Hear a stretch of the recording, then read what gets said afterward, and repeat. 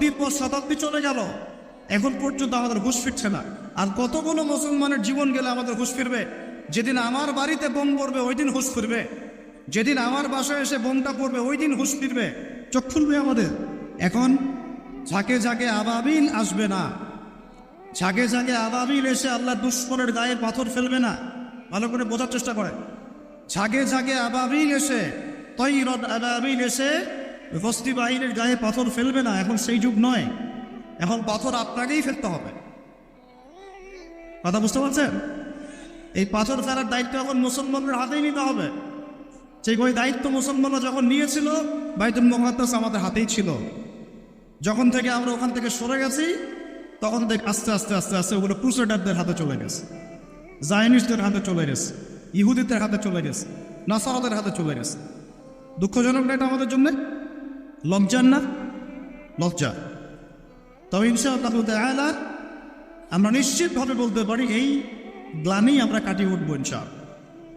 পুরো বিশ্বে আপনি মুসলমানদের সংখ্যা হিসাব করলে দেখবেন কোটি কোটি কোটি কোটি অজস্র মুসলিম, অজস্র মুসলিম। এত অজস্র সংখ্যক মুসলিম থাকার পরেও সারা বিশ্বে মুসলমান আজকে নির্যাতিত, নিপীড়িত। কেন? এটা তো হওয়ার কথা ছিল না। কারণ এইগুলাই, আমরা নামাজ ছেড়ে দিয়েছি, আমরা মসজিদ ছেড়ে দিয়েছি, মসজিদমুখী না হয়ে আমরা মোবাইলমুখী হয়েছি। এখন আমরা কোরআনমুখী না হয়ে গার্লফ্রেন্ডমুখী হয়েছি। আমরা এখন হালাল রিজিক বাদ দিয়ে সুদ খাচ্ছি। আমরা এখন আল্লাহর পথে দাওয়াত এবং জিহাদের মেহনত বাদ দিয়ে পাবজি, ফ্রি ফায়ার নিয়ে পড়ে আছে। যুব সমাজ মাদক নিয়ে পড়ে আছে। আলেমদের মধ্যে একটা শ্রেণী তাদের দায়িত্ব এড়িয়ে যাচ্ছেন, আপোষে ইখতিলাফে বিভক্ত হয়ে যাচ্ছেন। উম্মাহকে আমরা টুকরা টুকরা করে ফেলছি এবং উপর থেকে আমাদেরকে সহযোগিতা করা হচ্ছে না। এই সার্বিক বিষয়গুলো যখন একত্রিত হয়েছে, তখন উম্মতের উপরে গ্লানি লাঞ্ছনা নেমে এসেছে। আমরা চাই না এটা আমাদের উপর থাকুক, ইনশাআল্লাহ থাকবেও না। আমি বলছি কখন থাকবে না? যখন আমরা আল্লাহর দিনকে সাহায্য করব। এখন একজন ভাই নামাজই পড়ে না, সে কি আল্লাহর দিনকে সাহায্য করতে পারবে? একজন ভাই কোরআন তেলাওয়াতও করতে পারে না, সে কি আল্লাহর কোরআনের দাওয়াত মানুষকে দিতে পারবে? একজন ব্যক্তি সুন্নতের উপর আমল করছে না, সে কি মানুষকে সুন্নতের দিকে ডাকতে পারবে? একজন ব্যক্তি হালাল খায় না, সে কি হালাল অর্থনীতি নিয়ে কথা বলতে পারবে? একজন ব্যক্তি জানেই না, বোঝেই না ইসলামিক রাজনীতি কি জিনিস, তার দ্বারা কি আপনি একটা সভ্য রাষ্ট্র পাবেন? কোশ্চিনকালেও না। যতদিন পর্যন্ত একজন ওমরের মতো শাসক না আসছে, আপনি সমাজ থেকে এই দুর্নীতি, করাপশন, অন্যায়, অবিচার রোধ করতে পারবেন? কোশ্চিনকাল হাজার চেষ্টা করে নেন, ওমরের মতো একজন মানুষ যতক্ষণ না আসছে, সমাজের এই গ্লানি কখনো কেটে উঠবে না। ছোট থেকে ছোট, বড় থেকে বড়, প্রত্যেকটা পদে পদে আমরা অন্যায় করছি, অবিচার করছি। একদম সবজিওয়ালা থেকে শুরু করে উচ্চ পর্যায় পর্যন্ত সবাই 2 নম্বরই করার চেষ্টা করছে। ওমর ইবনে খাত্তাব রাদিয়াল্লাহু আনহুর শাসন ব্যবস্থা পুরো দেখবেন, এরপরে চিন্তা করবেন যে আমরা কোন জায়গায় আছি আর আমাদের কোন জায়গায় যাওয়া উচিত ছিল। শতাব্দীর পর শতাব্দী চলে গেল, এখন পর্যন্ত আমাদের হুঁশ ফিরছে না। আর কতগুলো মুসলমানের জীবন গেলে আমাদের হুঁশ ফিরবে? যেদিন আমার বাড়িতে বোম পড়বে ওই দিন হুঁশ ফিরবে, যেদিন আমার বাসায় এসে বোমটা পড়বে ওই দিন হুঁশ ফিরবে, চোখ খুলবে আমাদের। একটা একটা করে ওদের এজেন্ডা ওরা বাস্তবায়ন করেছে। ওদের বলতে কাদের বুঝাচ্ছি এটা আপনারা বুঝে নেবেন। সব কথা সব জায়গায় খোলামেলা বলা যাবে না, এটা আপনারাও বুঝতে পারেন। তবে একটা দিকে ইন্ডিকেট করছি আমি, সেটা হলো পশ্চিমা সভ্যতা। কোন সভ্যতা? যারা যারা সরাসরি মদত দিয়ে এই জারজ ইসরায়েল রাষ্ট্রকে প্রতিষ্ঠা করেছে। এদের একটা এজেন্ডা, তারা পুরো বিশ্বটাকে শাসন করতে চায়, এটা ওদের এজেন্ডা। এই এজেন্ডাটাকে বাস্তবায়ন করার জন্য তারা প্রথমত মুসলমানদের মধ্যে বিভক্তি সৃষ্টি করেছে, তারপরে মুসলমানদেরকে 60-70টা রাষ্ট্রে বিভক্ত করে দিয়েছে, মুসলমানদের খেলাফত ব্যবস্থাকে ধ্বংস করে দিয়েছে, মুসলমানদের অর্থনীতির মধ্যে সুদ চালু করে দিয়েছে। এরপরে সংস্কৃতির অঙ্গনের মধ্যে শিরকের বিশ্বাসকে ঢুকিয়ে দিয়েছে। এরা মুসলমানদের সাথে এমন প্রতারণা করেছে যে মুসলমানরা ওকে যদি বন্ধুরূপে গ্রহণ করে, ওরা শত্রুর প্রয়োজন নাই। ওরা আরো কি করেছে? ওরা আমাদের শিক্ষা ব্যবস্থাটাকে ধ্বংস করার চেষ্টা করেছে এবং আস্তে আস্তে সেদিকে তারা সফল হচ্ছে। এরপরে আমাদের হুঁশ ফিরছে না।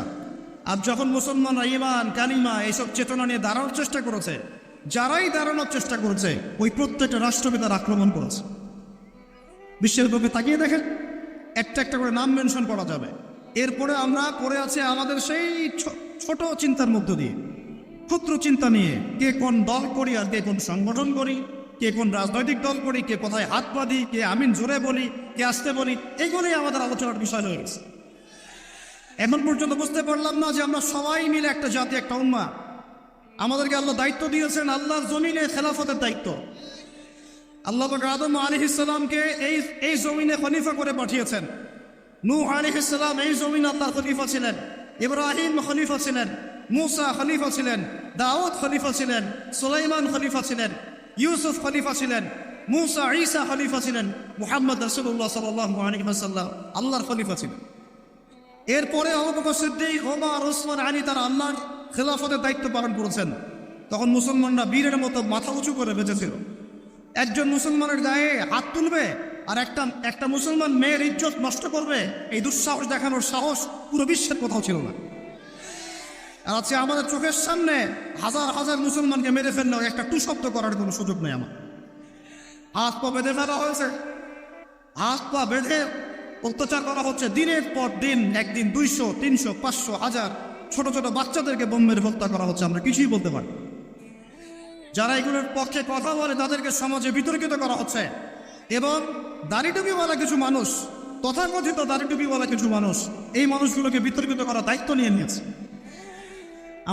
আমাদের গোপন কোনো এজেন্ডা নাই, আমাদের এজেন্ডা একদম স্পষ্ট, সেটা হলো বাইতুল মুকাদ্দাস আমরা জয় করবো ইনশাআল্লাহ। এবং আমাদের কারোর সাথে কোনো শত্রুতা নাই। আমাদের সবাই মিলে আমরা যারা আছি, আমাদের প্রশাসন, আমাদের সরকার, আমাদের আম জনতা, আমাদের মা, আমাদের বোন, আমাদের ভাই, সবাই আমরা এক উম্মাহ ইনশাআল্লাহ। আমরা সবাই মুসলমান, এটাই আমাদের পরিচয়, বাস। এর ভিতরে কিছু মুনাফিক ঢুকে গেছে, ওদেরকে আপনারা সাইজ করবেন ইনশাআল্লাহ। আগে ইলম অর্জন করেন, বিশ্বের প্রেক্ষাপট বোঝার চেষ্টা করেন। আল্লাহ রাব্বুল আলামিন আমাদেরকে মহান দায়িত্ব দিয়ে পাঠিয়েছেন। এই দুনিয়াতে আমরা এই দাসত্বের শৃঙ্খলা আবদ্ধ হতে আসি নাই, আমরা মাথা উঁচু করে শাসন করতে এসেছি। ইনশাআল্লাহ তাআলা এই বাইতুল মুকাদ্দাস আমরা জয় করবই করবো ইনশাআল্লাহ। প্রত্যেকটা আলোচনায়, প্রত্যেকটা খুতবায়, প্রত্যেকটা মিম্বরে, প্রত্যেকটা বইয়ে, প্রত্যেকটা লেকচারে, এমনকি আমাদের চায়ের আসরগুলো থেকে শুরু করে পার্লামেন্ট পর্যন্ত বাইতুল মুকাদ্দাস নিয়ে আলোচনা করতে হবে ইনশাআল্লাহ। আমরা আমাদের জান, মান, সময়, শ্রম যা আছে কিছু যদি না করতে পারি, অন্তত আমাদের সমর্থন দিয়ে আমরা মাজলুম ভাইদের পাশে থাকবো ইনশাআল্লাহ। না হলে আল্লাহ রাব্বুল আলামিনের কাছে আমাদেরকে কঠিন জবাব দিতে হবে। আরবের ওই মুনাফিকদের কথা বাদ দেন, আরবের চারপাশে যে মুনাফিকরা বসে আছে ওদের কথা বাদ দেন, ভুলে যান, এদের দ্বারা কোনো কাজ হবে না। বিগত 100 বছর থেকে ওদের চোখের সামনে ইহুদিরা আমাদের ভাইদেরকে মেরেছে, হত্যা করেছে, বোনদেরকে ধর্ষণ করেছে, তারা কিছুই করতে পারে না। যে গুটি কয়েক মানুষ এর বিরুদ্ধে প্রতিবাদ করেছে, ওদেরকে তারা সন্ত্রাসী আখ্যা দিয়েছে, এতটুকু এরা করতে পেরেছে। এসব রাখেন নাটক তামাশা। ইনশাআল্লাহ আযজা ওয়া জাল এমন প্রজন্ম আমরা তৈরি করবো ইনশাআল্লাহ, যেই প্রজন্মের প্রত্যেকটা ভাই আমাদের কোরআন তেলাওয়াত করতে পারে, প্রত্যেকটা বোন কোরআন তেলাওয়াত করতে পারে, প্রত্যেকটা ভাই নামাজি মাশাআল্লাহ, প্রত্যেকটা ছেলে হবে ইসমাইলের মতো, পিতা হবে ইব্রাহিমের মতো, মারা হবে হাজারা এবং সারার মতো। তাকবীর, ইনশাআল্লাহ জোরে বলেন ইনশাআল্লাহ। আমরা এমন প্রজন্ম করবো ইনশাআল্লাহ, যে প্রজন্মের এক একটা ছেলে হবে ইসমাইলের মতো, এক একটা পিতা হবে ইব্রাহিমের মতো, এক একটা মা বোন হবে হাজারার মতো ইনশাআল্লাহ, সারা আলাইহিস সালামের মতো। আপনি 10টা বাচ্চা না নিয়ে একটা বাচ্চা নেন, ওই একটা বাচ্চাকে আপনি খালিদের মতো বড় করেন। একটা মেয়ে আপনি মানুষ করেন আয়েশা রাদিয়াল্লাহু আনহার মতো। একটা স্ত্রী নেন, আপনি একটা স্ত্রীকে আপনি খাদিজার মতো বানান ইনশাআল্লাহ। একটা প্রজন্ম আমাদেরকে গড়ে দেন। একজন দায়ী, একজন বক্তা, একজন আলেম, 10 জন আলেম, একটা সরকার কিচ্ছু করতে পারবে না যতক্ষণ না আপনারা পরিবর্তন হচ্ছেন। আপনাদেরকে পরিবর্তন হতে হবে। আমি এখানে জোরে গলায় কথা বলে গরম গরম বক্তব্য দিয়েও কিছু করতে পারবো না। আপনাদের সবাইকে পরিবর্তন হতে হবে, আমাদের সবাইকে পরিবর্তন হতে হবে। আজকে থেকেই 5 ওয়াক্ত নামাজি হয়ে যান, আল্লাহ তৌফিক দান করেন। কোরআন হাতে থাকবে সব সময়, যখনই সময় পাবেন কোরআন তেলাওয়াত করবেন। কোরআন আপনাকে আল্লাহর দিকে নিয়ে আসবে ইনশাআল্লাহ। সুন্নত থাকবে চেহারা থেকে শুরু করে। দাড়ি ছেড়ে দেন, দাড়ি ছেড়ে দেন, টাকটুকু করে কাপড় উঠানি। রিজিকের মধ্যে হারাম থাকলে ছেড়ে দেন, সুদ থাকলে ছেড়ে দেন, ঘুষ থাকলে বাদ দেন। যদি কারো সম্পদ অন্যায়ভাবে নিয়ে থাকেন, আজকে তওবা করে সে সম্পদ ফিরাই দিয়ে আসেন। লজ্জার কিচ্ছু নাই, গিয়ে বলুন ভাই আমি ভুল করেছিলাম, বুঝি নাই, জানি নাই, তোমার সম্পদ অন্যায়ভাবে নিয়েছে, ভাই তুমি নিয়ে দাও। আপনার মর্যাদা আল্লাহ বাড়াই দেবে ইনশাআল্লাহ। আর আল্লাহ আপনাকে আসমান থেকে হিসাব রিজিক দেবে ইনশাআল্লাহ। যে বোন পর্দা করছো না, আজকেই পর্দা হবো ইনশাআল্লাহ। যারা পরিবারের প্রতি শিথিল, পরিবারের প্রতি কঠোর হন, আপনার সন্তানের প্রতি কঠোর হন, ভাইয়ের প্রতি কঠোর হন। দেখেন আপনার ভাই গোপনে জেনা করছে কিনা, মেয়েটা গোপনে জেনা করছে কিনা। এই ফ্রি মিক্সিং ত্যাগ করেন, ফ্রি মিক্সিং এর সংস্কৃতি ত্যাগ করেন, মোবাইলের সেলফির সংস্কৃতি ত্যাগ করেন, শোডাউন আইওয়াশ এগুলো বন্ধ করেন, কিছু করার চেষ্টা করেন আল্লাহর জন্য। আল্লাহ পাক সবাইকে তৌফিক দান করেন। যারা আমরা মাদ্রাসায় পড়ি, আমরা যারা মাদ্রাসায় টুকটাক যাওয়া আসা করি, আমাদের জীবনের উদ্দেশ্য যেন এমন না হয় যে একটা ইমামতি হলেই বাস কাম খালাস। না, একটা ইমামতির জন্য আল্লাহ আপনাকে সৃষ্টি করেন না। একটা বই লিখেছি বাস অনেক কিছু হয়ে গেছে, একটা মাদ্রাসা প্রতিষ্ঠা করেছি বাস অনেক কিছু করে ফেলেছি, এমনভাবে কখনো চিন্তা করবেন না। স্বপ্ন বড় করেন, লম্বা স্বপ্ন দেখেন, দীর্ঘ স্বপ্ন দেখেন, বাইতুল মুকদ্দাস পর্যন্ত স্বপ্ন নিয়ে যান, আল্লাহ তৌফিক দান। আর আমরা কোনো বিচ্ছিন্ন জনগোষ্ঠী না, আমরা একে একে কখনো আইন হাতে তুলে নিব না, ঠিক আছে? আমরা একটা পুরো জাতি করবো ইনশাআল্লাহ, ওই জাতিগতভাবে আমরা এগিয়ে যাবো ইনশাআল্লাহ। আল্লাহ পাক আমাদের প্রশাসনকে হেদায়েত দেন, সরকারকে হেদায়েত দেন, আম জনগণকে হেদায়েত দেন, মা বোনদেরকে হেদায়েত দেন, যুবক ভাইদেরকে হেদায়েত দেন। আর আমাদের এক একটা বাচ্চাকে আমরা আবু উবাইদের মতো বড় করবো ইনশাআল্লাহ, ইনশাআল্লাহ আযজা ওয়া জাল। আল্লাহ রাব্বুল আলামিন আমাদেরকে বলছেন ওয়াল আসর, হে মুমিনরা সময়ের কসম করে বলছি, আমি আল্লাহ সময়ের কসম করে বলছি। সময়ের কসম কি বুঝি ভাই? সময় আমাদের জীবনের সবচেয়ে ইম্পর্টেন্ট জিনিস। আল্লাহ পাক অহেতুক কোনো বিষয়ের শপথ করবেন না তো। আল্লাহ পাক যখন কোনো কিছুর কসম করেন, সবচেয়ে শ্রেষ্ঠ বিষয়ের কসম করেন। তাহলে আমাদের জীবনের সবচেয়ে শ্রেষ্ঠ বিষয় কি? আরো যদি বলেন, এই সময়টা আপনি একটু ঠান্ডা মাথায় বাসায় গিয়ে চিন্তা করেন। আজকে আপনার ভাই ওয়াজ করে গেছে, আমি একটু চিন্তা করি, আবার আমার হায়াত সর্বোচ্চ হয়তো 60-70 বছর, আরো হয়তো আল্লাহ বাড়াই দিলে 100 বছর, এর বেশি গড়াইও আমাদের নাই, আছে? এখন আপনার বয়স কত? কারো 20, 25, 30, 40, 50, ঠিক না ভাই? এখন আপনি বাসায় গিয়ে চিন্তা করে দেখেন, যদি আমাদের হায়াত হয় 60 বছর, আল্লাহ আমাদেরকে যেন দীর্ঘ নেক হায়াত দারাজ করে না। আমি আমাদের ভাইদেরকে, বোনদেরকে, ওলামায়ে কেরামকে, আমাদের নেতাদেরকে, সবাইকে আল্লাহ পাক দীর্ঘ নেক হায়াত দারাজ করেন। এখন কথা হচ্ছে, যদি ধরে নেই যে আমাদের হায়াত 7 বছর, আপনার আমার বয়স থেকে কিন্তু 30, 40, 50 বছর অলরেডি চলে গেছে। এখন চিন্তা করবেন যে এই সময় যেটা চলে গেল, এই সময়ের মধ্যে আমি কতটুকু নামাজ পড়েছি, কতটুকু রোজা রেখেছি, যাকাত দিয়েছি কতটুকু, ফরজ হয়েছে করেছি কিনা, দিনের পথে আমার অবদান কি, দিনের পথে আমার অবদান কি, আল্লাহর দিনকে যে আল্লাহ সাহায্য করতে বললেন আমি কি করেছি, এই চিন্তাটুকু বাসায় গিয়ে করেন। এর সাথে এই চিন্তাটাও করেন যে এই 30, 40, 50 বছরে আমরা গুনাহ করলাম কতগুলো, কতদিন নামাজ পড়ি নাই, কতদিন রোজা রাখি নাই, কতদিন সুদ খাইলাম, কতগুলো মেয়ের সাথে আমার সম্পর্ক ভাই, কতগুলো ছেলের সাথে আমি টানকিবাজি করি, দেবর ভাবি, এখন দেবর ভাবি, তারপর শানিদুল্লাহ ভাই, পরকিয়া কত কি চলতেছে। এখন মানুষ লিঙ্গ পর্যন্ত পরিবর্তন করে, নাউজুবিল্লাহ। জেনা, সুদ আর ঘুষ আর ব্যভিচার আর অশ্লীলতার সয়লাভ চলতেছে আমাদের শহরগুলোতে। এই শীতকালের মৌসুম বিভিন্ন জায়গায় ধুমধারাক্কা গান বাজতেছে, দেখেন না আপনারা? শোনেন, যখন মানুষ বলধার্মিক হয় তখন সমাজটা এরকম হয়। আপনি মনে করছেন নামাজ তো আমি 5 ওয়াক্ত পড়ি, আমার তো কোনো সমস্যা নাই, রোজা তো আমি রাখি, কোনো সমস্যা নাই, সৎ কাজে আদেশ তো করতেছেন, অসৎ কাজের কোনো নিষেধ নাই। তখন সমাজটা কেমন হবে জানেন? সমাজটা হবে এমন, মসজিদে নামাজও হবে, পাশে পিকনিকের এরকম ঢোল তবলা বাজ। কারণ সৎ কাজে আদেশ তো আপনি করছেন, অসৎ কাজে নিষেধ নাই। সমাজ পরিবর্তন হবে তখনই যখন সৎ কাজের আদেশের সাথে সাথে বলেন অসৎ কাজে নিষেধও থাকবে। অমুসলিমরা কি করে করবে ওইটা দেখার দায়িত্ব আমাদের না। মুসলমানের সন্তানরা যেন কখনো এরকম ঢাকঢোল না পিটায়, সারা রাত জেগে এগুলা করবা, মানুষের ঘুম নষ্ট, হার্টের পেশেন্ট আছে, এইটা আছে, ওইটা আছে। সামাজিক প্রতিবাদ করবেন, একদম সামাজিকভাবে প্রতিবাদ করবেন। এগুলো এগুলো বন্ধ না করতে পারলে আমাদের সমাজের নূর নষ্ট হয়ে যাবে। এখন যে কথাটাই আসেন, এই 60-70 বছরে কত পাপ করেছে হিসাব নাই। এই পাপগুলো লিস্ট করেন, দেখেন চোখ দিয়ে পানি ঝরতে থাকবে। আমার কথায় নারাজ হচ্ছেন? এই পাপগুলো লিস্ট করেন, চোখ দিয়ে পানি ঝরবে, আল্লাহ আমাদেরকে মাফ করে দেন। সবাই বলি আমি। কত কবিরা গুনাহ হয়েছে, কত সগীরা। তবে সন্তুষ্টির কথা এটাই, যদি এটা উপলব্ধি হয় যে না ভুল হয়ে গেছে, আপনি ওযু করে আসেন, 2 রাকাত নামাজ পড়েন, আল্লাহর কাছে ইস্তেগফার করেন, বলেন আস্তাগফিরুল্লাহ আল্লাযী লা ইলাহা ইল্লা হুয়াল হাইয়ুল কাইয়্যুম ওয়া আতুবু ইলাইহি। আল্লাহ পাক এক মুহূর্তে আপনার সব পাপ তো মাফ করে দিবেনই, সব গুনাহকে নেকি দিয়ে পরিবর্তন করে দিবেন ইনশাআল্লাহ। এখন শুনেন, সময়ের কসম বলতে আল্লাহ কি বুঝিয়েছেন ভাই আমার সাথে বলেন?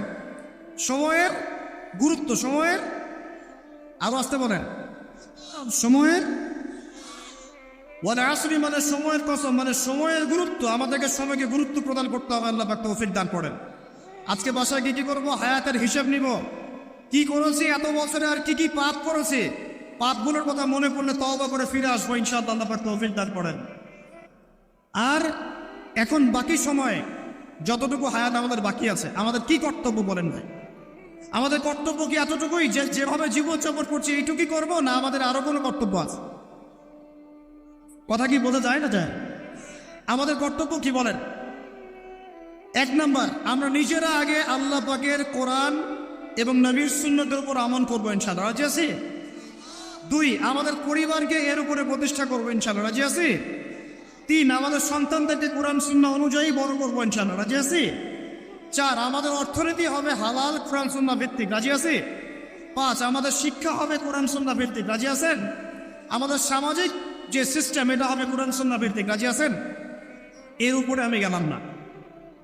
সমাজ পরিবর্তন হলে উপরটা এমনি পরিবর্তন হয়ে যাবে ইনশাআল্লাহ, অটোমেটিক্যালি। ওয়াল আসরি, সময়ের কসম।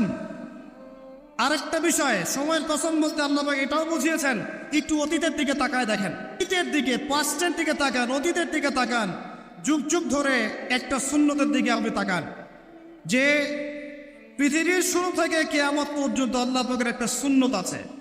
আল্লাহর সুন্নত কি? আল্লাহর সুন্নত এটা, প্রত্যেক যুগে যুগে যে বা যারাই আল্লাহর বিধান মেনে চলেছে, আল্লাহ পাক তাদেরকে দুনিয়াতেও সমৃদ্ধি দিয়েছেন, পরকালে জান্নাত দিয়েছেন। সুবহান। আর দুনিয়াতে প্রত্যেক যুগে যুগে যে বা যারাই আল্লাহর বিধান মানে নাই, রাসূলের বিধান মানে নাই, আল্লাহ দুনিয়াতে লাঞ্ছিত করেছেন, পরকালে জাহান্নাম দিয়েছেন। বলেন নাউজুবিল্লাহ। আমার কথা বুঝতে পারলেন ভাই? আরো একবার রিপিট করছি, আল্লাহর সুন্নত কি? আল্লাহর সুন্নত হচ্ছে প্রত্যেক যুগে যুগে যে বা যারাই আল্লাহ এবং তার রাসূলের বিধান মেনে চলেছে, আল্লাহ দুনিয়াতেও সুখী করেছেন, পরকালে জান্নাত দিয়েছে। প্রত্যেক যুগে যুগে যে বা যারাই দুনিয়াতে আল্লাহ এবং তার রাসূলের বিধান মেনে চলে নাই, দুনিয়াতেও লাঞ্ছনা, পরকালেও বলেন লাঞ্ছনা। এখন একটা এক্সাম্পল দেই, নূহ আলাইহিস সালামের যুগ দেখেন, যারা আল্লাহর বিধান মেনেছে আল্লাহ নাজাত দিয়েছেন, মানে নাই ডুবিয়ে মেরেছে, ঠিক আছে কথা? মূসার যুগ দেখেন আলাইহিস সালাম, আল্লাহর বিধান মেনেছে, বনু ইসরাঈলকে নাজাত দিয়েছেন, মানে নাই ফিরআউনকে ডুবায় মেরেছে। দেখেন আপনি শুআয়বের কওমকে দেখেন, শুআয়ব আলাইহিস সালামের কওম, কওমে মাদিয়ান, আল্লাহর বিধান মেনেছে, যারা আল্লাহ পাক নাজাত দিয়েছেন, মানে নাই ভূমিকম্প দিয়ে ধ্বংস করেছে। কওমে লূত, কিছু মানুষ বিধান মেনেছে, আল্লাহ নাজাত দিয়েছেন, মানে নাই, আল্লাহ রাব্বুল আলামিন লূত আলাইহিস সালামের কওমকে একদম আসমানে উঠিয়ে পাথর নিক্ষেপ করে খেতলা করে আবার উল্টা দিকে দাফন করে দিয়েছে। নাউজ, এদের পাপ ছিল সমকামী, ছিল সমকামী, যে সমকামিতা এখন ছড়িয়ে পড়ছে আপনাদের মধ্যে। নাউজ, আল্লাহ পাক আমাদেরকে হেফাজত করেন। একইভাবে নবী সাল্লাল্লাহু আলাইহি ওয়াসাল্লামের যুগ তাকান, এই যে আবু জাহেল, আবু লাহাব, উতবা, শাইবা, রাবিআ, এরা আল্লাহর বিধান মানে নাই, আল্লাহ ধ্বংস করেছে। আবু বকর, ওমর, ওসমান, আলী রাদিয়াল্লাহু আনহু আজমাইন, তারা মেনেছেন, আল্লাহ দুনিয়াতে সমৃদ্ধি দিয়েছেন, পরকালে জান্নাত। বুঝাতে পারলাম কি ভাই? বলে আসরি মানে কি বুঝাতে পারলাম? আল্লাহ পাক এই সময়ের কসম করে বলছেন, হে মানুষ শুনো, ইন্নাল ইনসানা লাফি খুসর, সমস্ত মানুষই ক্ষতির মধ্যে আছে। বলেন নাউজুবিল্লাহ। এখানে আল্লাহ পাক একদম আমভাবে সবাইকে বলছেন, সবাই ক্ষতির মধ্যে আছে। মানুষের ক্ষতি কয় প্রকার? আমার সাথে বলেন, মানুষের ক্ষতি 2 প্রকার। কয় প্রকার? মানুষের ক্ষতি কয় প্রকার? এক ইহকালীন ক্ষতি, দুই পরকালীন ক্ষতি। এক ইহকালীন ক্ষতি, দুই পরকালীন ক্ষতি। ইহকালীন ক্ষতি কি? ইহকালীন ক্ষতি হচ্ছে সূরাতুল রুমের এই আয়াতটা। আল্লাহ পাক বলছেন বা'দা আউযু বিল্লাহি মিনাশ শাইতানির রাজীম যাহারাল ফাসাদু ফিল বাররি ওয়াল বাহরি বিমা কাসাবাত আইদিন নাস। আল্লাহ পাক বলছেন জলে মানে পানিতে, এবং স্থলে মানে এই যে জমিনে, জলে এবং স্থলে যত বিপর্যয়, অরাজকতা, এই যে আপনারা দেখছেন ফাসাদ ফিতনা যে ছড়িয়ে পড়ছে, এগুলো মানুষের হাতের কামাই, মানুষের হাতের কামাই। বনভূমি উজাড় করেছে কে? জিন না মানুষ? বলেন। এই পরিবেশ নষ্ট করেছে কে? জিন না মানুষ? বলেন। খাবারে ভেজাল দিয়েছে কে? জিন না মানুষ? অর্থনীতির মধ্যে সুদ কে ঢুকিয়েছে? জিন না মানুষ? এই বেপরতামি জেনা মাদক কে ছড়িয়েছে? জিন না মানুষ? নামাজ কালাম ছেড়ে দিয়ে পাবজি ফ্রি ফায়ার নিয়ে কে পড়ে আছে? জিন না মানুষ?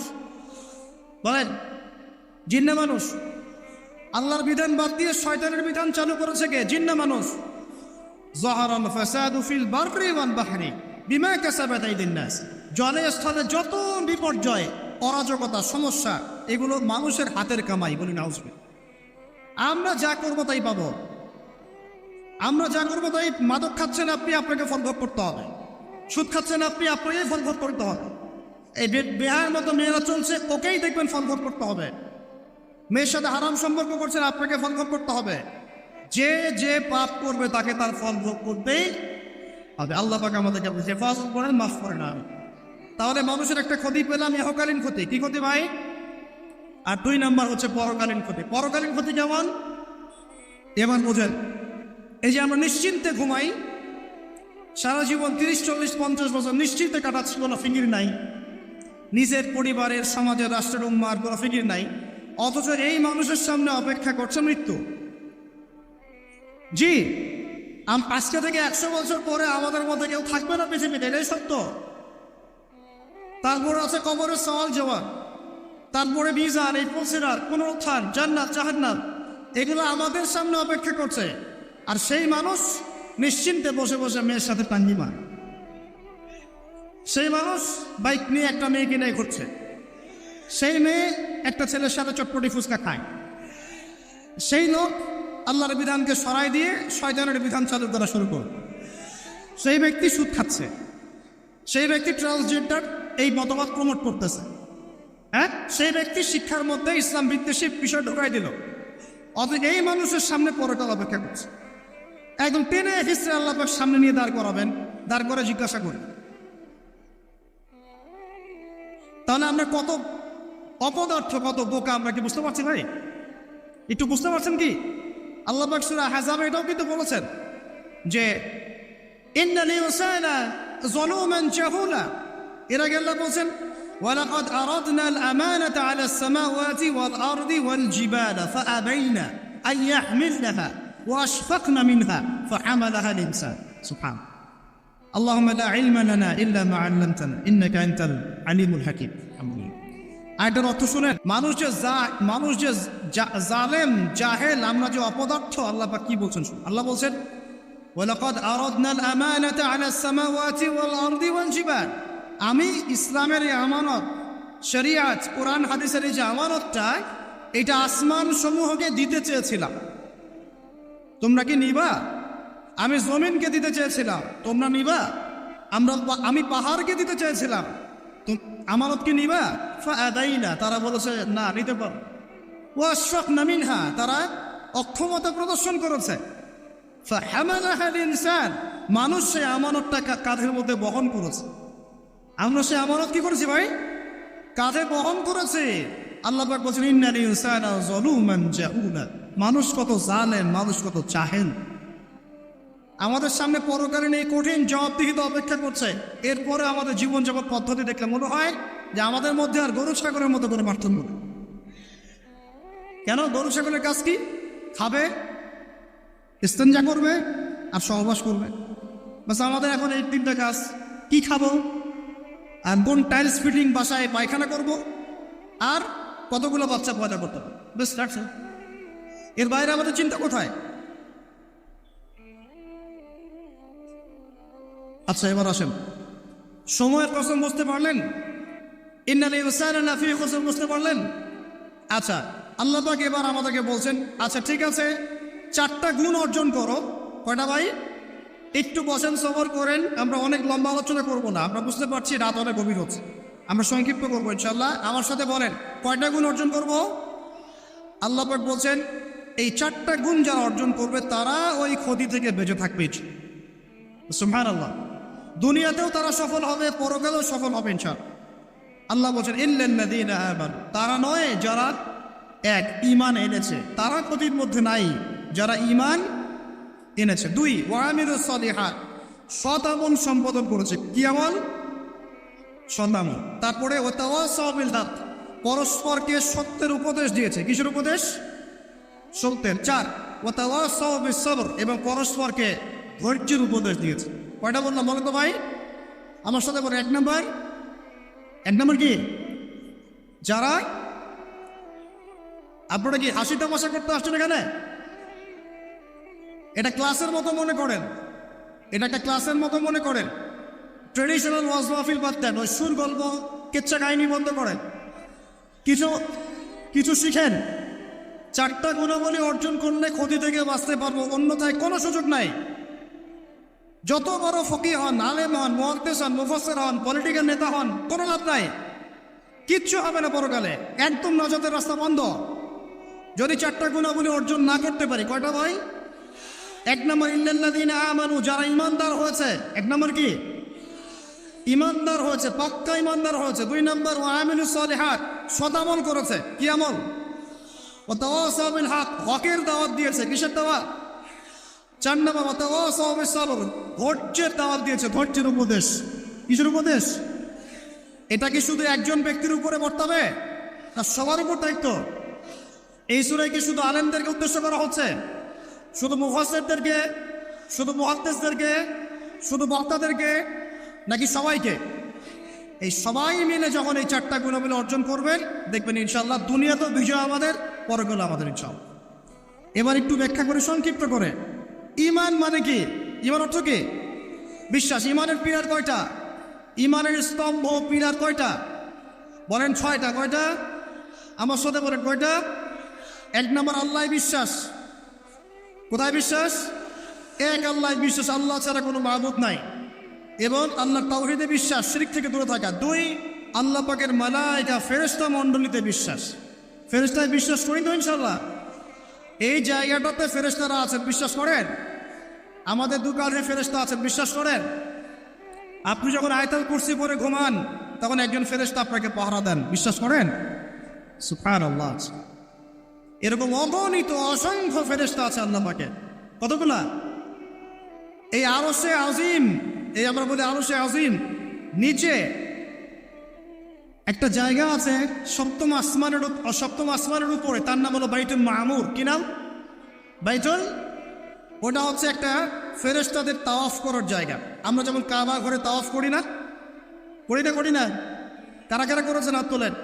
মাশাআল্লাহ মাশাআল্লাহ, আল্লাহ পাক আরো বেশি করার তৌফিক দান করেন, আর যারা করে নাই তাদেরকেও তৌফিক দান করেন। আল্লাহ পাক সবাই যে হজ করার তৌফিক দান করেন। শোনেন, তবে একটা কথা বলে রাখি, ওই হজ উমরা সফরে গিয়ে, প্রসঙ্গ অন্যদিকে চলে যাচ্ছে, ওই জন্য বলতে যাচ্ছি না লম্বা করে, হজ উমরা সফরে গিয়ে এই মোবাইল ফোনগুলো নিয়ে যাবেন না, এই বাটন ফোন নিয়ে যাবেন।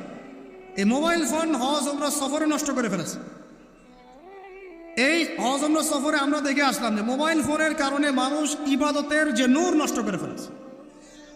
ওখানে গিয়ে সেলফি, শোডাউন, এইটা ওইটা, আল্লাহ মাফ করেন আমাদের। আর সুবহানাল্লাহ, মানুষ এখন হারাম এলাকাতেও দেখি সিগারেট খায় বসে বসে। হ্যাঁ, হারামের বাইরে, মসজিদ নববীর বাইরে আমি তো দেখেছি এক মহিলাকেও সিগারেট খাই। কথা বুঝতে পারছেন? মানুষের সাইকোলজি এমন হয়ে গেছে এখন যে নববী, হারাম, এগুলোর পাশে বসে মানুষ সিগারেট খাচ্ছে।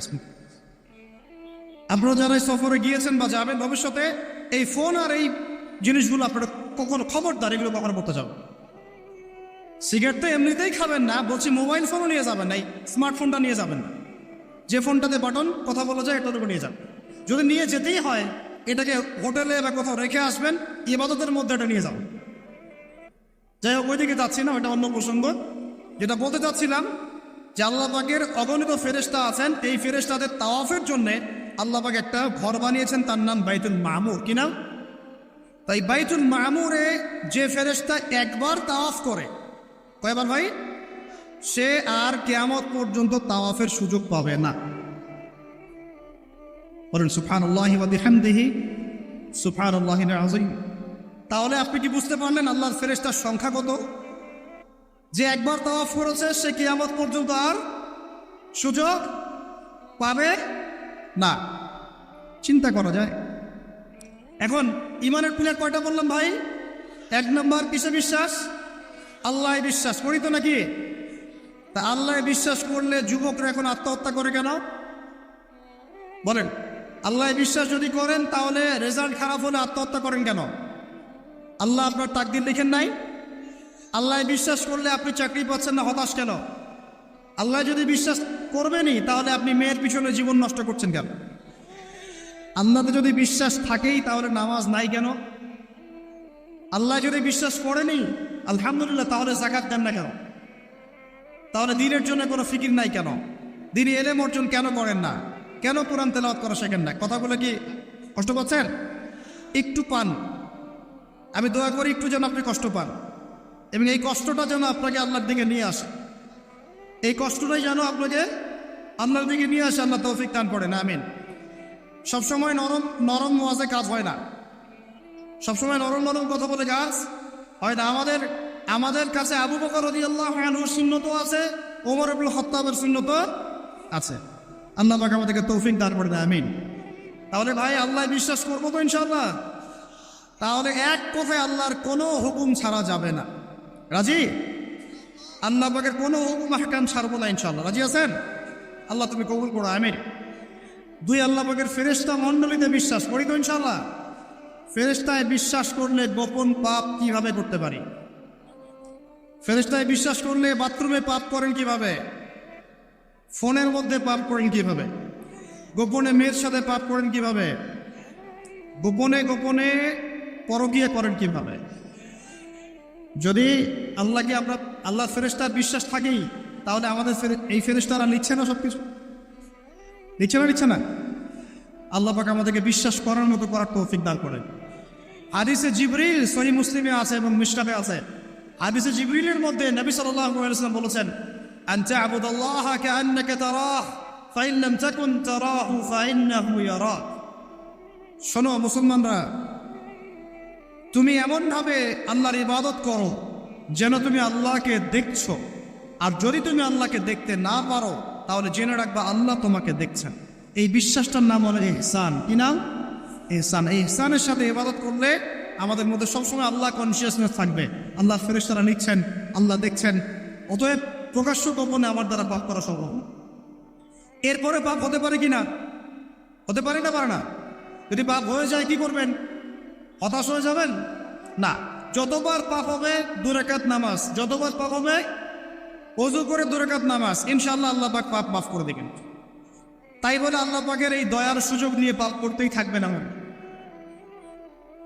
দয়ার সুযোগ নিয়ে পাপ করতেই থাকবেন এমনটা নয়।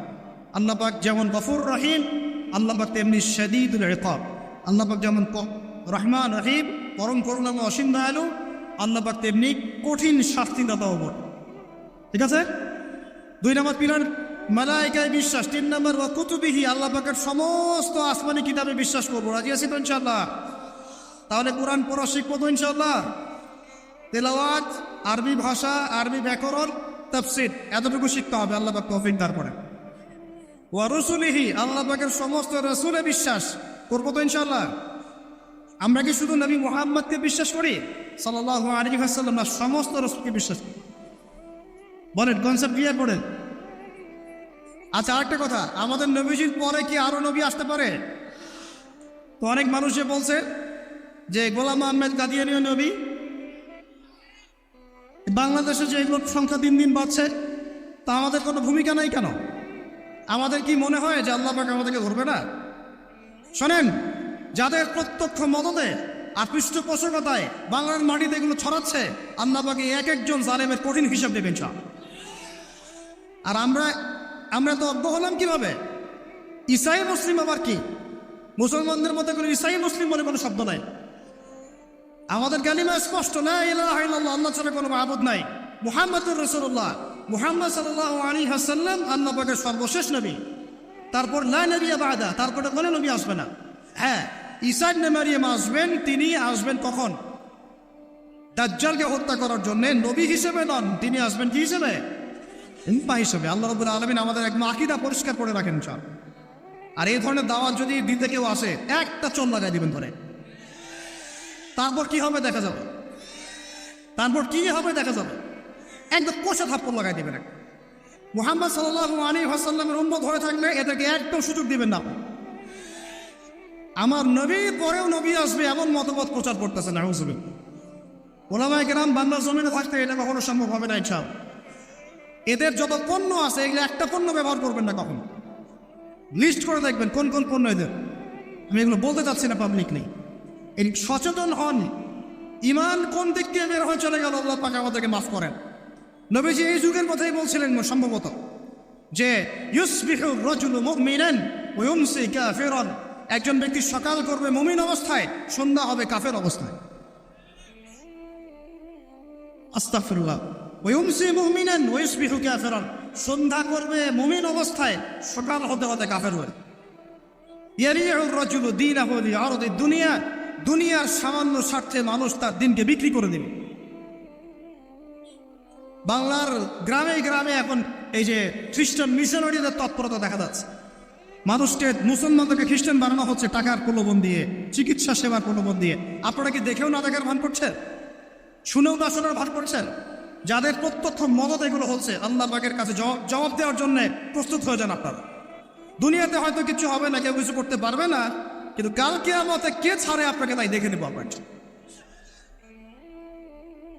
বিশ্বাস করেন, ওমর রাদিয়াল্লাহু আনহু বলছেন, যে কোরআন হাতে নিয়ে বলছি আমি, ওমর ইবনে খাত্তাব রাদিয়াল্লাহু আনহু একদিন তার উটের ময়লা পরিষ্কার করছেন, যখন তিনি অর্ধেক বিশ্বের খলিফা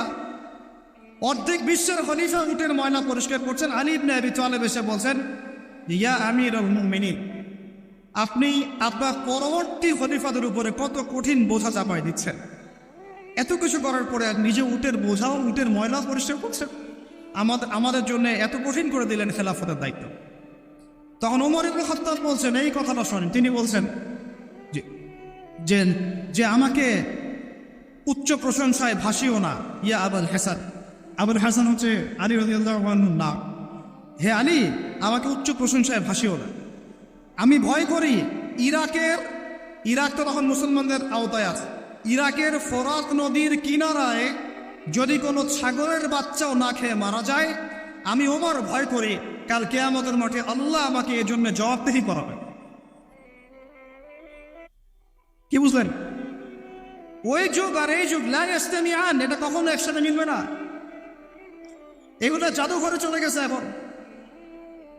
তিনি বলছেন, ওমর রাদিয়াল্লাহু আনহু যিনি জান্নাতের সার্টিফিকেট প্রাপ্ত মানুষ, যার জান্নাতের ঘর আল্লাহ রসুল দেখে এসেছেন, তিনি বলছেন যে আমি ভয় করি ইরাকের ফোরাত নদীর কিনারায় কোনো মেষ পালক বা ছাগলের বাচ্চা, মেষ শাবক, তারাও যদি না খেয়ে পানির পিপাসায় মারা যায়, আমি ওমর ভয় করি কাল কিয়ামতের মাঠে আল্লাহ আমাকে জবাবদিহি করো।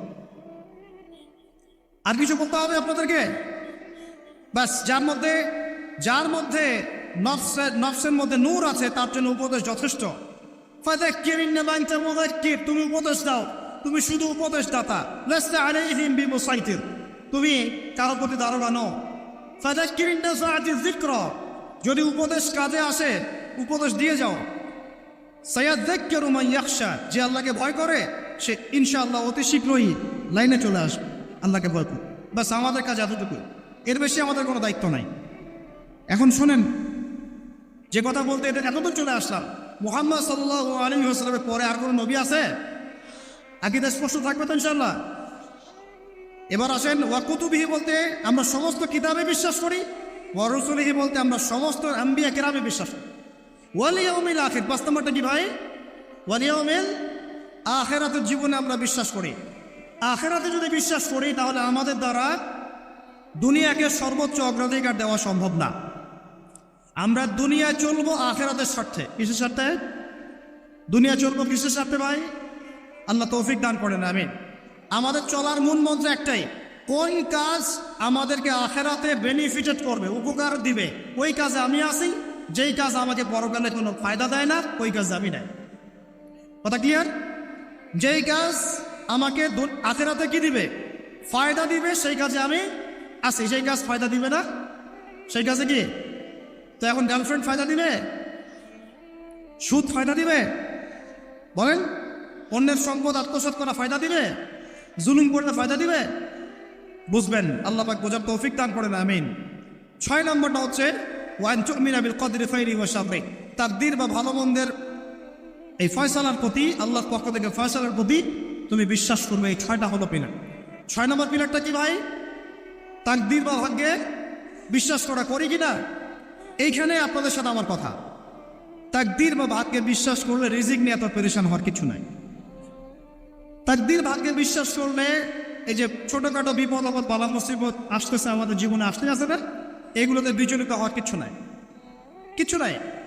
আমার তাকদীরে যা লেখা হয়েছে আল্লাহ পাক ছাড়া এটা কেউ বদলাতে পারবে না। আপনার আমার তাকদীরে যদি লেখা থাকে যে আমাদের হাতে আল্লাহর জমিনে আল্লাহর কালিমার পতাকা প্রতিষ্ঠিত হবেই, কোনো শক্তি ঠেকাতে পারবে না। আর যদি না লেখা থাকে তাহলে সারা দুনিয়া মিলেও আমার কোনো উপকার করতে পারবে না। আমরা আল্লাহর প্রতি পূর্ণ তাওয়াক্কুল করি, পূর্ণ বিশ্বাস রাখি ইনশাআল্লাহ। আর এটাও বিশ্বাস করি ইনশাআল্লাহ তাআলা আল্লাহ পাক আমাদের হাতে আল্লাহর জমিনে দিন কায়েম করাবেন ইনশাআল্লাহ। কেউ আটকাতে পারবে না ইনশাআল্লাহ তাআলা, যদি আল্লাহ পাক আমাদের সাথে থাকে। এখন আল্লাহ কার সাথে থাকবেন? ওই যে শুরুতে বলেছি, ইন তানসুরুল্লাহ ইয়ানসুরকুম, যে আল্লাহর দিনকে সাহায্য করে আল্লাহ তার সাথে থাকবে ইনশাআল্লাহ। কথা ঠিক আছে ভাই? আচ্ছা, আর বেশ বাড়ালাম না, এবার আসেন। 1 নম্বর বুঝলেন, ইমানদার হতে হলে এইরকম ইমানদার হতে হবে। কয় পিলার ভাই? কয় পিলার? 1 নম্বর বলেন আল্লাহ বিশ্বাস, 2 নম্বর ফেরেশতায় বিশ্বাস, 3 নম্বর হ্যাঁ আসমানি কিতাব সমূহ, 4 নম্বর নবী রাসূলগণ, 5 নম্বর পরকাল, 6 নম্বর মুখস্থ থাকবে ইনশাআল্লাহ। এই 6টা পিলারকে 3টা কাজ করবেন। কয়টা কাজ? 1, তাসদীক বিল জিনান, এই যে কলব হৃদয় আছে, হৃদয় থেকে বিশ্বাস করা। বিশ্বাস করি আমরা, হৃদয় থেকে বিশ্বাস করি তো ইনশাআল্লাহ। ওয়াল ইকরার বিল লিসান, মুখে স্বীকৃতি দিবেন। মুখে কি দিবেন?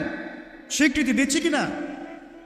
আর 3 নাম্বার হচ্ছে ওয়াল আমালু বিল আরকান, কাজে প্রমাণ করা, কাজে বাস্তবায়ন। এখন যদি কেউ বলে আমি ইমানদার, নামাজ পড়ে না, কাজে বাস্তবায়ন হলো? ইমান আমার খুব পাকাপোক্ত, যাকাত দেই না, হবে? বছর বছর হজ উমরা করেন, এদিকে মানুষের সম্পদ আত্মসাৎ করতেছেন, হবে? ব্যাস, এই কথা ক্লিয়ার বোঝা যাচ্ছে কি? আল্লাহ পাক আমাদের সবাইকে তৌফিক দান করেন। এই ইমান যদি থাকে ইনশাআল্লাহ দুনিয়া সফল, পরকালে সফল। 2, ওয়া আমালুস সলিহাত, আমলে সলেহ মানে কি? এক কথায় বোঝেন, এক কথায় বোঝেন। আমলে সলেহ মানে হচ্ছে আল্লাহ পাক কোরআনে এবং তার রাসূল হাদিসে, আমার সাথে বলেন, আল্লাহ পাক কোরআনে তার রাসূল হাদিসে যত নেক আমল করতে বলেছেন সব নেক আমল করা হলো আমলে সলেহ। ক্লিয়ার? কি বললাম বলেন তো আমার সাথে? আল্লাহ পাক কোরআনে কারীমে তার রাসূল হাদিসের মধ্যে যত নেক কাজ করতে বলেছেন সেগুলো করার নাম, সেগুলো করার নাম আমলে সলেহ। যেমন নামাজ, যেমন সওম, যেমন সাদাকা, যেমন রমজানের সওম রাখা, হজ করা, উমরা করা, পিতা মাতার সাথে ভালো ব্যবহার, এমনকি মুসলিম ভাইয়ের সাথে হাসি মুখে কথা বলা, মুসাফা করা, হাসি মুখে কথা বলা, এগুলো থেকে শুরু করে যত উচ্চ পর্যায় পর্যন্ত আছে, একদম আপনার চেহারার দাড়ি থেকে নিয়ে জিহাদের ময়দান পর্যন্ত সবকিছু কি আমলে সলেহ। ক্লিয়ার কথা? এবার আরেকটা বিষয় বোঝেন, আমলে সলেহ এটা হচ্ছে একটা পিঠ, বয়সের যেমন 2 পিঠ থাকে, এটা আমলে সলেহের 1 পিঠ। আরেক পিঠে কি আছে? আরেক পিঠে আছে আল্লাহ পাক কোরআনে তার রাসূল হাদিসে যত মন্দ কাজ থেকে দূরে থাকতে বলেছেন সেগুলো থেকে দূরে থাকার নাম হলো আমলে সলেহ। বুঝতে পারি নাই? বুঝতে পারি নাই? একটা পিঠ তো চিনলেন ভালো কাজগুলো করা, আরেকটা পিঠও চিনেন আল্লাহ পাক কোরআনে তার রাসূল হাদিসে যত খারাপ কাজ থেকে দূরে থাকতে বলেছেন, দূরে থাকার নাম, আরো জোরে বলেন, দূরে থাকার নাম। এই যে আপনি সুদ খাচ্ছেন না, এটাই আমলে সলেহ। এই যে আপনি শেভ করছেন না, এটা আমলে চলে। এই যে আপনি অন্যর সম্পদ আত্মসাৎ করছেন না, এটা আমলে চলে। বেপরদা চলছেন না, এটাই আমলে চলে। আল্লাহ পাক গীবত করতে নিষেধ করেছেন, করছেন না, এটা আমলে চলে। আল্লাহ পাক এতিমের সম্পদ আত্মসাৎ করতে নিষেধ করেছেন, আপনি যে করছেন না, এটা আমলে চলে। আল্লাহ বলছেন লা তাকরাবু জিনা, জিনার কাছে যেও না, কাছেও যেও না, আপনি যে যাচ্ছেন না, এটাও আমলে চলে। মানে ভালো কাজগুলো করার নাম যেমন আমলে চলে, খারাপ থেকে দূরে থাকার নাম কি? ক্লিয়ার কথা? তাহলে 1 নম্বর ঈমান বুঝতে পারলেন, আমলে চলে বুঝতে পারলেন। 3 নম্বর ওয়াতাওয়াসাউ বিল হক, হকের দাওয়াত দেওয়া। হকের, আর হকটা কি ভাই? হক মানে কি? কে বলতে পারবেন? হক মানে কি? হকের দাওয়াত দিতে বলেছেন আল্লাহ পাক। হকটা মানে কি?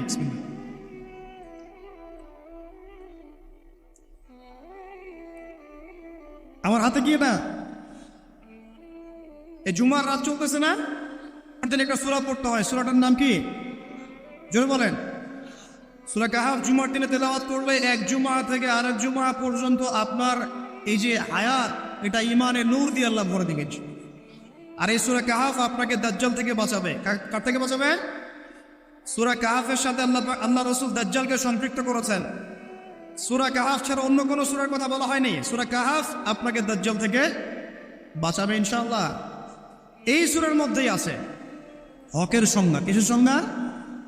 এই সূরার মধ্যে 29 নম্বর আয়াতে আপনি পাবেন আল্লাহ রাব্বুল আলামিন বলছেন ওয়াকুলিল হাক্কু মির রাব্বিকুম, সুবহানাল্লাহ, ওয়াকুলিল হাক্কু মির রাব্বিকুম ফামান শাআ ফালইউমিন ওয়া মান শাআ ফালইয়াকফুর। হে মুমিন মুসলমান শোনো, হক সত্য সেটাই যা তোমার রবের পক্ষ থেকে নাজিল হয়। হকের সংজ্ঞা বুঝতে পারলাম? হক বা সত্য সেটাই যা তোমার রবের পক্ষ থেকে নাজিল হয়। এখন আমাকে বলেন, আল্লাহর পক্ষ থেকে কি নাজিল হয়েছে বলেন? আচ্ছা, যখন তাওরাত নাজিল হয়েছিল ওটা কি হক ছিল না বাতিল ছিল? হক ছিল। জাবুর হক ছিল। তারপর ইনজিল, সর্বশেষ যে কোরআন নাজিল হলো এটা কি হলো তাহলে? এখন কোরআনের ব্যাখ্যায় হাদিস আছে না নাই? হাদিস আছে না নাই? নাকি শুধু কোরআন মানলেই হবে, হাদিস মানার দরকার নাই? এরকমও তো দল আছে আমাদের দেশে, আছে না? খবরদার এসব এই ফিতনায় পা দিবেন না। ওয়ামা ইয়ানতিকু আনিল হাওয়া, আল্লাহ বলছেন আল্লাহ নবী নিজের মন গড়া কোনো কথা বলতেন না। ইন হুয়া ইল্লা ওয়াহয়ুন ইউহা, তিনি শুধু সেই কথাই বলতেন যা তার কাছে ওহী করা হয়েছে। হাদিসের কথাগুলো এগুলো আল্লাহর পক্ষ থেকে আসা। নবী সাল্লাল্লাহু আলাইহি ওয়াসাল্লাম তার জবানে বলেছেন, সুবহানাল্লাহ। এখন এই কোরআন এবং হাদিস হলো হকের মানদণ্ড। তাহলে কোরআন হাদিসের সাথে যা মিলবে তা আমি নিব, যা মিলবে না তা নিব। আবার বলি, কোরআন হাদিসের সাথে যা মিলবে তা আমি নিব, যা মিলবে না তা আমি নিব না। ব্যাস, যা মিলবে তাই নেবেন। যার কথাই কোরআন সুন্নাহর সাথে মিলবে আপনি নেবেন, মিলছে না নিবেন। আমার কোনো কথা যদি দেখেন কোরআন সুন্নাহর সাথে মেলে নাই, ওইটা দেওয়ালে ছুঁড়ে ফেলে দিন, কোনো দরকার নেই।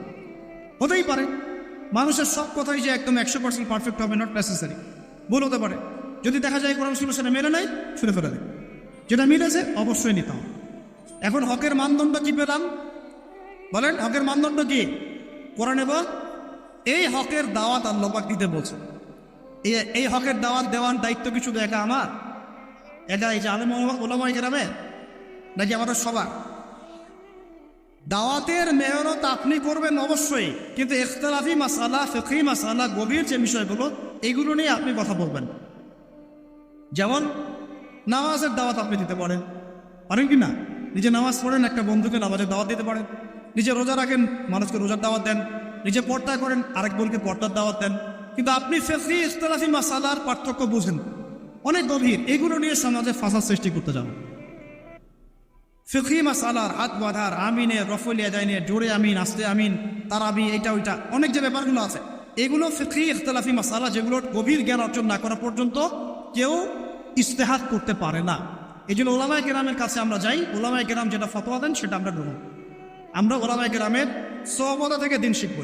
কথা ঠিক আছে ভাই? একা একা দিন শিখবেন না, ওলামায়ে কেরামের সাথে পরামর্শ করে সোহবত থেকে দিন শিখবেন।